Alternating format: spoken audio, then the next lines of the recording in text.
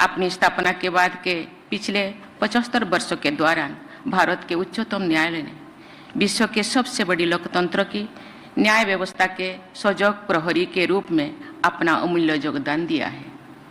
उच्चतम न्यायालय ने भारत के न्याय शास्त्र यानी जूरिस्प्रूडेंस को बहुत सम्मानित स्थान दिलाया है।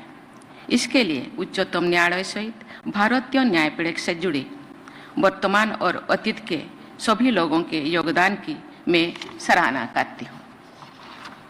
उच्चतम न्यायालय के 75वें वर्ष के उपलक्ष्य में तैयार किए गए फ्लैग और इंसिग्निया का विमोचन करके मुझे बहुत प्रसन्नता हुई है। इसमें उच्चतम न्यायालय का ध्येय वाक्य यत धर्मः ततो जयः अंकित है। महाभारत में इस काव्यांश का उल्लेख कई बार हुआ है। इसका भावार्थ है कि जहाँ धर्म है वहाँ विजय है। धर्मशास्त्र नैतिकतापूर्ण आधारभूत नियामक सिद्धांतों के लिए प्रयुक्त होता है। धारणात् धर्म इत्याहु धर्म धारयति प्रजा, अर्थात जो सभी व्यवस्थाओं को धारण करता है यानी आधार देता है वो धर्म कहलाते हैं। धर्म ही प्रजाओं का आश्रय देता है। ये कहा जा सकता है कि न्याय और अन्याय का निर्णय करने वाला सभी न्यायालय धर्म क्षेत्र है। जिसकी तरफ धर्म अथवा न्याय हो उस पक्षकार को विजय सुनिश्चित कराना ही उच्चतम न्यायालय का ध्येय वाक्य है और इसीलिए भारत की पूरी न्यायपालिका का आदर्श वाक्य भी है।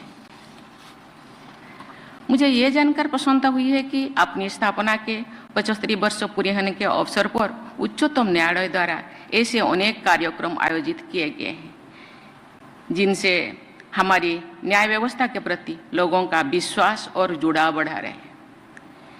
ऐसे आयोजन के लिए मैं भारत के मुख्य न्यायाधीश के नेतृत्व में सक्रिय उच्चतम न्यायालय की पूरी टीम की सराहना करती हूँ। देवियों और स्वजनों, न्याय के प्रति आस्था और श्रद्धा का भाव हमारी परंपरा का हिस्सा रहा है। हिंदी के महानतम कथाकार मुंशी प्रेमचंद की एक कहानी पंच परमेश्वर लगभग सभी भारतीय भाषाओं और अंग्रेजी में भी उपलब्ध है। इस कहानी में गांव के लोग जिस व्यक्ति को सरपंच बनाते हैं उसके विचारों को मैं उद्धृत करना चाहती हूँ। वो कहता है, मैं इस वक्त न्याय और धर्म के सर्वोच्च आसन पर बैठा हूँ। मेरे मुंह से इस समय जो कुछ निकलेगा वो देववाणी के सदृश है और देववाणी में मेरी मनोविकारों का कदापि समावेश ना होना चाहिए।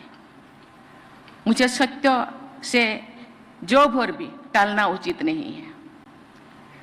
मुंशी प्रेमचंद कहना चाहते हैं कि न्यायाधीश को न्याय करते समय निष्पक्षता की उच्चतम क्षमता विकसित करनी चाहिए। हमारे देश के प्रत्येक न्यायाधीश हर एक जुडिशियल ऑफिसर्स पर सत्य, धर्म और न्याय की प्रतिष्ठा करने का नैतिक दायित्व है। जनमत के स्तर पर यह नैतिक दायित्व न्यायपालिका का दीप स्तंभ है। दूध का दूध और पानी का पानी करने का निर्खिर विवेक आप सबसे अपेक्षित है। देवियों और स्वजनों, मुझे ये जानकर प्रसन्नता हुई है कि उच्चतम न्यायालय ने 29 जुलाई से 3 अगस्त तक विशेष लोक अदालत सप्ताह का संचालित किया। मुझे विश्वास है कि ऐसे उपयोगी कार्यक्रम की श्रृंखला में आयोजित ये राष्ट्रीय जिला न्यायपालिका सम्मेलन न्याय सबके द्वार तक पहुंचाने के लक्ष्य को प्राप्त करने में सहायक सिद्ध होगा। मुझे लगता है इसी तरह के आयोजन हर 2 महीने में या 3 महीने में होना चाहिए। हमारे पास इतने सारे पेंडेंसी है, शायद ऐसे करने से उस तरह के समस्या से हम आहिस्ता आहिस्ता दूर कर सकते हैं। जनपद स्तर के न्यायालय ही करोड़ों देशवासियों के मस्तिष्कों में न्यायपालिका के छवि निर्धारित करते हैं। इसलिए जनवत न्यायालय द्वारा लोगों को संवेदनशीलता और तत्परता के साथ कम खर्चों पर न्याय सुलभ कराना हमारी न्यायपालिका की सफलता का आधार है। देवियों और सज्जनों, मुकदमे की पेंडेंसी और बैकलॉग न्यायपालिका के समक्ष बहुत बड़ी चुनौती है। इस समस्या को प्राथमिकता देकर सभी हितधारकों को समाधान निकालना है। मुझे ये जानकर प्रसन्नता हुई है कि इस सम्मेलन के एक सत्र में केस मैनेजमेंट से जुड़े कई आयामों पर चर्चा हुई है। मुझे विश्वास है कि इस चर्चाओं के व्यवहारिक परिणाम सामने जरूर आएंगे। हमारी संविधान में पंचायतों और नगरपालिकाओं के माध्यम से स्थानीय स्तर पर लेजिस्लेटिव और एग्जीक्यूटिव निकायों की शक्तियों और उत्तरदायित्वों के लिए प्रावधान किया गया है। क्या यही प्रावधान इन्हीं के समतुल्य स्थानीय स्तर पर न्याय व्यवस्था के बारे में भी सोचा जा सकता है? स्थानीय भाषा तथा स्थानीय परिस्थितियों में न्याय प्रदान करने की व्यवस्था करके शायद न्याय सबसे द्वार तो पहुंचाने के आदर्श को प्राप्त करने में सहायता होंगे।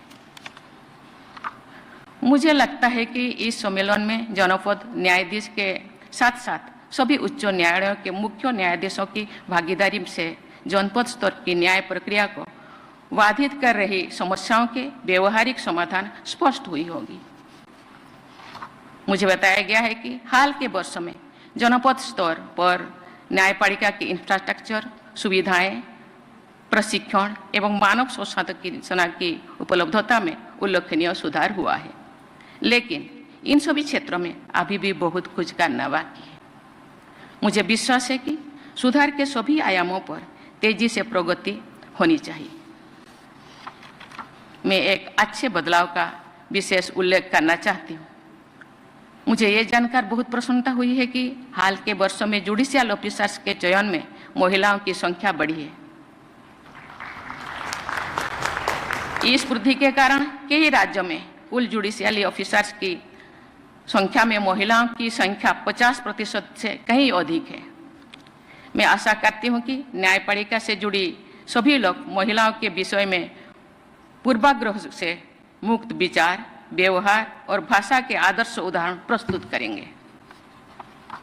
हमारी न्यायपालिका के समक्ष ऐसे अनेक चुनौतियां हैं जिनके समाधान के लिए सभी हितधारकों को समन्वित प्रयास करना होगा। उदाहरण के लिए एविडेंस और विटनेसेस से जुड़े मुद्दों पर न्यायपालिका, सरकार और पुलिस प्रशासन को मिलजुल कर समाधान निकालना चाहिए।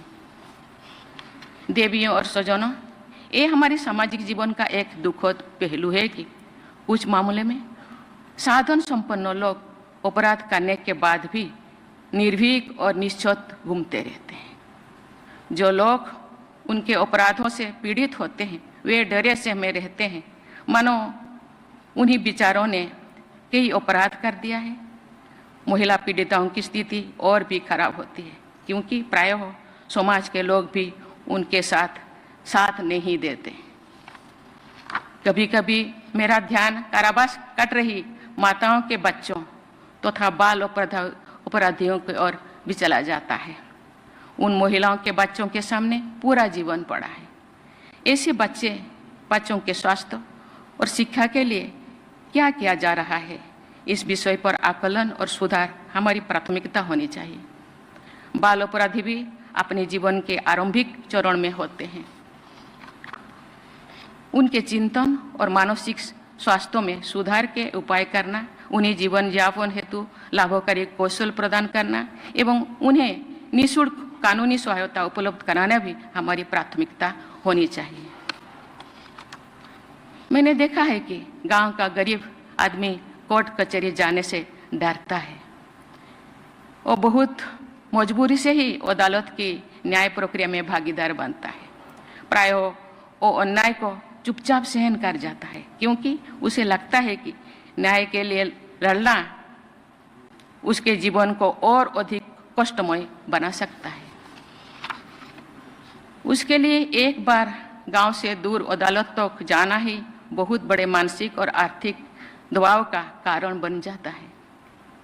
ऐसी स्थिति में बार बार तारीख देने यानी स्थगन की संस्कृति अर्थात कल्चर ऑफ एडजर्नमेंट से गरीब लोगों को जो कष्ट होता है उसकी कल्पना भी बहुत से लोग नहीं कर पाते। इस स्थिति को बदलने के हर संभव प्रयास किया जाना चाहिए।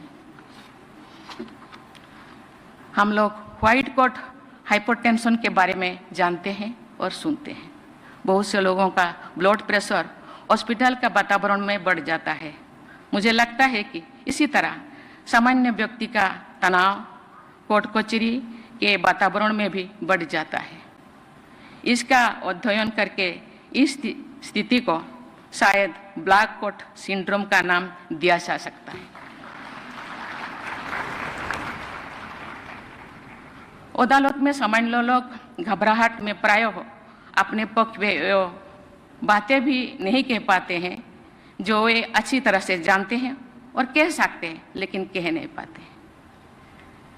जो बलात्कार जैसे जघन्य अपराध के मामले में न्यायालय के निर्णय एक पीढ़ी के गुजर जाने के बाद आते हैं तो सामान्य व्यक्ति को लगता है कि न्याय प्रक्रिया में संवेदनशीलता कम है। मैं आपको एक बार में कही थी कि गांव के लोग, गरीब लोग अदालत से नीचे से ऊपर तक जितने न्यायाधीश है सबको भगवान मानते हैं, क्योंकि वहां जस्टिस मिलता है। साधारण में एक कहावत है, भगवान के घर देर है लेकिन अंधेरा नहीं। लेकिन देर कितने दिन तक, कितना देर हो सकता है? 32 साल, 12 साल, 20 साल, 10 साल? हम लोगों को सोचना चाहिए। तब तक जिसको न्याय मिलेगा 32 साल के बाद शायद उनके चेहरे से मुस्कान ही खत्म हो जाएगा, जिंदगी ही खत्म हो जाएगी। इसके बारे में बहुत सी गहरे से सोचना चाहिए। मुझे ये देखकर बहुत प्रसन्नता हुई है कि उच्चतम न्यायालय ने भारतीय नागरिक सुरक्षा संहिता के उस प्रावधान को रेट्रोस्पेक्टिव इफेक्ट से लागू करने का आदेश दिया है, जिसके तहत पहली बार अभियुक्त हुई तथा नियम अधिकतम कारावास की 1/3 अवधि काट चुके लोगों को जमानत पर रिहा करने की व्यवस्था की गई है।